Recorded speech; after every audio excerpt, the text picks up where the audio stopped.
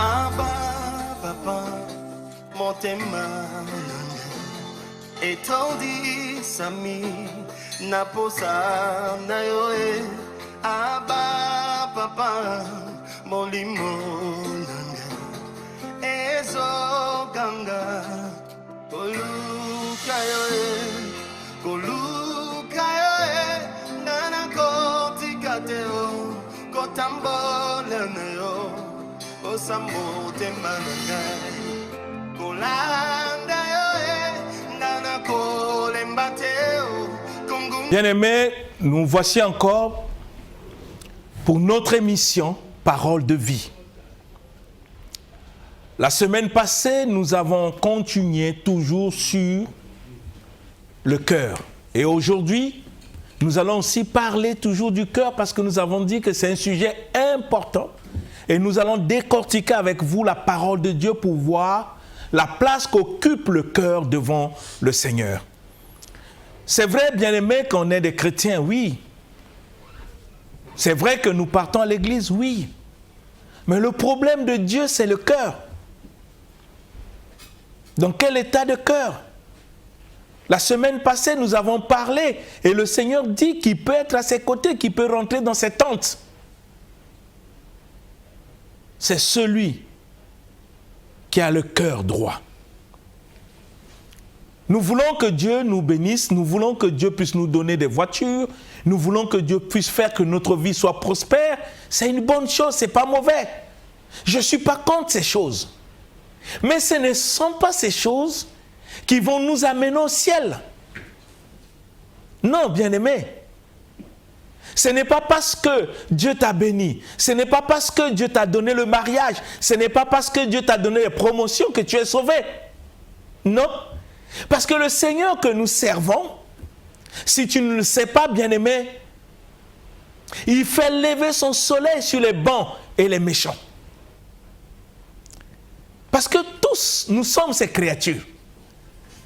Et Jésus disait à ce monsieur riche, à quoi servira-t-il à un homme de gagner tout ce qu'il désire dans son cœur, avoir le mariage, la prospérité, ses affaires marchent, qu'il puisse avoir tout ce que son cœur désire, si au dernier jour de sa vie, s'il perd son âme. Le problème de l'âme, c'est un problème du cœur, bien-aimé. C'est l'intérieur de l'homme que Dieu regarde. Ce n'est pas l'extérieur. C'est bien de demander toutes ces choses. Mais ce que tu ignores, c'est que ce que tu demandes ne sont que des promesses. Que Dieu lui-même nous a révélées dans sa parole, après qu'on ait accompli sa volonté. Ces choses vont nous suivre. Mais malheureusement, nous les chrétiens, nous voulons d'abord avoir des promesses afin d'obéir après. C'est ça le grand défaut des chrétiens. Nous n'avons pas connaissance de la manière dont Dieu veut que les hommes puissent le servir. Parce que nous ne pouvons pas le servir selon nous. Lisons la parole comme Dieu le dit. Mon peuple est détruit parce qu'il lui manque la connaissance. Comprenons la manière dont Dieu veut que nous puissions le servir. Est-ce que c'est ça ce que je suis en train de faire? Que je sois appelé pasteur, que je sois appelé apôtre, que je sois appelé prophète, je sois appelé bishop, je dois appeler c'est pas qui? C'est bien. Mais ce n'est pas ça qui fait de moi chrétien, bien-aimé. Ce qui fait de moi chrétien, c'est l'état de mon cœur vis-à-vis de Dieu et des hommes. Dans quel état de cœur je sers? Qu'est-ce qui est au fond de mon cœur? Est-ce que Dieu est mon trésor? Est-ce que vraiment il est ma vie? Est-ce que ma manière de vivre, de faire, témoigne à suffisance qu'il est mon trésor et qu'il est ma vie? Dieu nous montre toujours lesquels qui peuvent être à ses côtés, lesquels qui peuvent participer à l'enlèvement, lesquels un jour vont passer l'éternité avec Dieu. Il y a des choses simples dans la parole quand nous lisons, nous pouvons nous poser la question, est-ce que c'est ce que moi je fais? Est-ce que c'est ce que toi tu fais? Est-ce que c'est ce que nous faisons? Du prédicateur que je suis jusqu'au fidèle. la parole nous concerne tous. Parce que Dieu ne fait exception de personne. Ce n'est pas parce que je prêche que je suis sauvé déjà. Non, l'apôtre Paul disait, je dois traiter durement mon corps après avoir prêché aux autres et que je sois rejeté. Donc c'est une question de responsabilité. La manière dont je le sers, il faut que ça soit conforme à sa parole et que je puisse le servir avec mon cœur. Mon cœur, je le répète, sers Dieu avec ton cœur. Ne sers pas Dieu par hypocrisie. Sois conscient du fond de ton cœur que ce que tu es est conforme à ce que Dieu t'a demandé dans sa parole. Ne fais pas semblant pour plaire aux gens. Parce que les hommes ne voient pas le fond de ton cœur. Il n'y a que Dieu qui le voit. Aie la crainte de Dieu et non la crainte des hommes. Regardez le livre de Psaume 24, le verset 3 jusqu'au verset 5. Que dit le Seigneur? Psaume chapitre 24, verset 3 au verset 5, de la version Louis II, nous lisons le nom du Seigneur. Amen. Qui pourra monter à la montagne de l'Éternel? Qui s'élèvera jusqu'à son lieu saint? Celui qui a les mains innocentes et le cœur pur. Celui qui ne livre pas son âme au mensonge et qui ne jure pas pour tromper. Il obtiendra la bénédiction de l'Éternel, la miséricorde du Dieu de son salut. Amen. Amen. Voyez, le Seigneur nous révèle sa parole. Il dit qu'il pourra monter à la montagne de l'Éternel et qu'il pourra se lever dans son lieu saint. C'est une question qui? Est-ce que c'est toi? Est-ce que c'est moi? Est-ce que c'est nous tous? Dieu pose la question qui? Qui pourra monter à la montagne de l'Éternel? Qui pourra se lever dans son lieu saint? Qui? Et Dieu répond, il nous montre qui peut monter et qui peut se lever dans son lieu saint.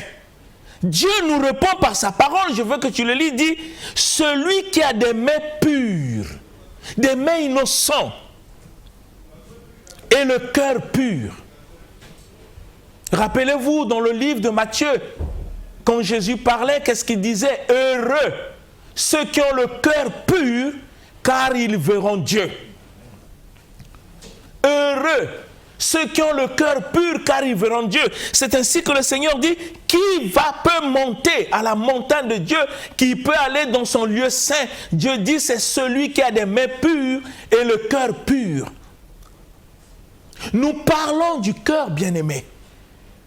C'est du cœur que nous servons Dieu. Rappelez-vous, je le répète comme Jésus l'avait dit dans le livre de Matthieu. Il dit, heureux ceux qui ont le cœur pur, car ils verront Dieu. Mais si nous avons le cœur impur, le cœur plein de soucis, plein de problèmes, plein d'hypocrisie, plein de haine, plein de médisance, plein de découragement, est-ce que nous pouvons voir Dieu? Bien-aimés, réfléchissons. Parce que nous voulons être les chrétiens selon le modèle de la parole et non selon nous. Dieu a tout défini dans sa parole. Dieu nous a montré le chemin à suivre, ce que nous devons faire et ce qu'il attend de nous. Sommes-nous prêts à faire ce que Dieu attend de nous? Sommes-nous prêts à purifier nos cœurs des œuvres mortes, des désirs charnels, des soucis de la vie, de la haine, de la médisance, des rancunes, des amertumes? Est-ce que sommes-nous prêts à purifier nos cœurs afin de laisser le Seigneur être sanctifié et glorifié dans nos vies?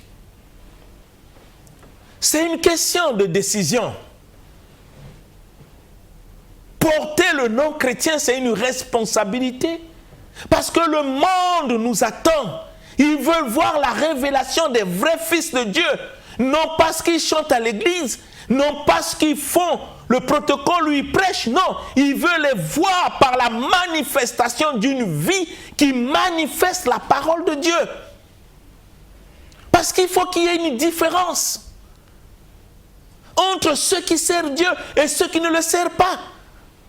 Le monde nous attend, la nature veut voir ses enfants qui sont devenus la lumière du monde, qui éclairent le monde par leur comportement, par leur conduite, par la manière de parler, la manière de faire des choses. Quand les gens voient, ils ne peuvent pas douter, ils disent ceux-ci sont des véritables fils de Dieu. Si déjà dans ta propre famille, les gens doutent de toi, les gens ne croient même pas en toi en tant que chrétien, parce qu'ils voient la manière dont tu es en train de te conduire, ton comportement laisse à désirer. Même ceux de ta famille qui avaient envie de prier, mais ton comportement devient un obstacle. Et tu continues à dire aux gens que tu es chrétien. Bien-aimé, réfléchis.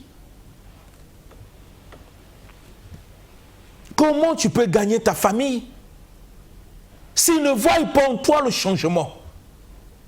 Comment tu peux gagner tes amis au Seigneur s'ils constatent que tu vis comme eux? Rappelez-vous de ce que le Seigneur a dit dans sa parole. Quand nous sommes en Jésus, nous devenons une nouvelle créature. Les choses anciennes sont passées. Mais comment on peut prétendre servir Dieu avec les choses anciennes et dire aux gens qu'on est chrétien? Comment? Si dans notre cœur, nous n'avons pas pris des décisions fermes de changer, de manifester le Seigneur par notre conduite, notre comportement, au milieu des membres de nos familles, nos amis qui nous ont connus, même si on partait en boîte avec eux, même si on faisait des choses qui ne glorifient pas le Seigneur ensemble, mais qu'ils constatent que depuis que nous avons pris l'engagement d'aller à l'église, de servir le Seigneur, il y a quelque chose qui a changé dans notre vie. Qu'ils puissent pas être convaincus parce que nous leur parlons de Jésus, mais qu'ils puissent être convaincus parce qu'ils ont constaté le changement radical dans notre manière d'être, de vivre, de parler. Mais tout cela vient du cœur, bien-aimé. La décision doit venir de ton cœur. Oui, c'est possible. Tu n'es pas appelé à continuer à mener la vie que tu mènes. Non, Christ est mort sur la croix afin que ta vie change. C'est pour toi que Jésus est mort sur la croix. C'est pour toi. Il n'est pas mort pour les animaux. Toi qui me suis, ma soeur, toi qui me suis, mon frère, c'est pour toi. Tu ne peux pas imaginer l'amour de Jésus pour toi. Il a payé de sa vie sur la croix pour que tu continues plus à mener la vie que tu mènes, cette vie charnelle. Il est mort sur la croix pour te communiquer la vie de Dieu qu'il a révélée dans sa parole. Pour que tu aies un cœur pur, des mains pures, des mains innocentes. Pour que tu ne puisses pas livrer ton âme au mensonge. Pour que tu ne jures pas en trompant. C'est à cause de cela que Jésus est mort sur la croix pour toi. Il veut voir cette vie se manifester après que tu aies pris l'engagement de le suivre, l'engagement d'être appelé chrétien, l'engagement d'aller à l'église, l'engagement de dire à tout le monde que Jésus est ton Seigneur. Il veut voir par ta vie sa parole se manifester. Mais la décision doit venir de ton cœur. Tant que ton cœur ne va pas décider, tu continues à rester comme un chrétien charnel. Quelqu'un qui fait semblant d'aller à l'église, mais qui reste le même hier, aujourd'hui, éternellement. Dans un comportement charnel. Voyez, quand vous lisez la parole, Dieu est tellement clair, précis dans ce qu'il nous demande. Mais la décision n'appartient pas à Dieu. La décision t'appartient. Quand le Seigneur nous dit dans le livre de Galates, marchez selon l'esprit et vous n'accomplirez point les désirs de la chair. La décision de marcher selon l'esprit ne vient pas de Dieu, ça vient de toi. Si vraiment aller à l'église pour toi, c'est d'obéir à la parole, de vivre la parole, tu n'auras pas des obstacles ou des difficultés à renoncer aux œuvres de la chair et à mettre en pratique la parole du Seigneur parce que tu l'aimes de tout ton cœur. Il n'y a rien qui peut te bloquer. Mais si tu n'arrives pas à décider, c'est que le Seigneur n'est pas ton trésor. Parce que nous avons lu la semaine passée que là où est ton cœur, là aussi sera ton trésor. Essaie de poser des questions toi-même. Qu'est-ce qui t'empêche à vivre la vie de la parole telle que Dieu t'enseigne? Qu'est-ce qui t'empêche? Essaie de répondre à cette question. Tu trouveras que toi-même tu ne veux pas.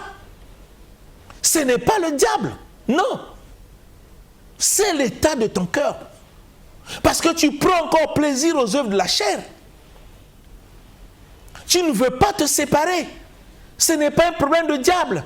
C'est un problème de décision. Bien-aimé, je veux que tu puisses réfléchir. Et le Seigneur dit, celui qui a le cœur pur, qui a des mains pures, qui n'entraîne pas son âme à des mensonges, qui ne jure pas pour tromper, c'est celui-là qui va obtenir, il obtiendra la bénédiction de Dieu et la justice de l'Éternel, son Sauveur. C'est celui-là qui peut obtenir la bénédiction de Dieu.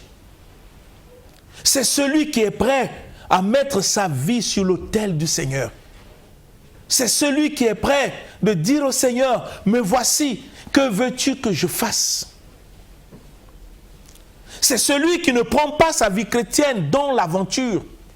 C'est celui qui est déterminé, qui a engagé son cœur à être ce que Dieu attend de lui.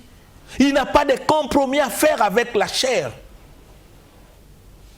C'est celui qui prend des décisions de renoncer à la vie charnelle, quels que soient les avantages que la chair peut apporter dans sa vie. Il veut les avantages que Jésus-Christ a accomplis sur la croix pour lui. Même s'il peut perdre les avantages charnels, même si les hommes peuvent se moquer de lui, mais ses regards se reposent sur le Seigneur. Et il sait que Dieu a dit, celui qui se confie en moi ne sera jamais confus. C'est un problème du cœur, bien-aimé. Ne sers pas Dieu avec ta tête. Ne fais pas semblant à servir Dieu. Ne viens pas à l'église pour s'amuser, ce n'est pas une question d'amusement. C'est une question de vie. Jésus n'est pas venu sur la terre pour s'amuser. Il a payé de sa vie sur la croix quand tu étais encore pécheur. Ce n'est pas parce que tu dois demeurer dans le péché que Jésus a payé sa vie. Non, il a payé pour que tu te sépares du péché. Afin de vivre selon la parole. Et Dieu t'attend. Si tu as envie, c'est l'amour du Seigneur. Il attend que tu détournes ton cœur du mal pour tourner ton cœur vers le Seigneur. Dans le livre de Psaume 51, Dieu nous dit quelque chose. Psaume 51. Psaume 51. Nous lisons le verset 12 à 13. Verset 12 au verset 13, nous lisons le nom du Seigneur. Amen.